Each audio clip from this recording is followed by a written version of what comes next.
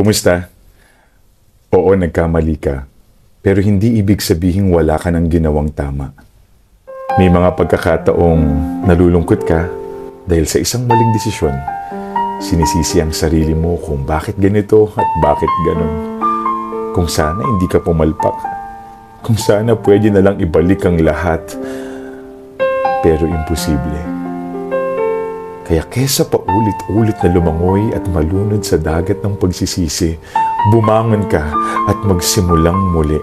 Bumawi sapagkat ikaw ay hindi isang pagkakamali. Nagkulang ka, pero hindi ka isang pagkakamali. Napuruhan ka, pero hindi ka isang pagkakamali. Naloko ka ng 1, 2, 3 beses, pero hindi ka isang pagkakamali. Dahil ang pagkatao mo ay hindi base sa mga pagkakataong nadapa ka, kundi sa mga pagkakataong lumalaban ka. Isang patunay na tao ka lang, nagkakamali katulad ng kahit sino man, pero hindi ka isang pagkakamali.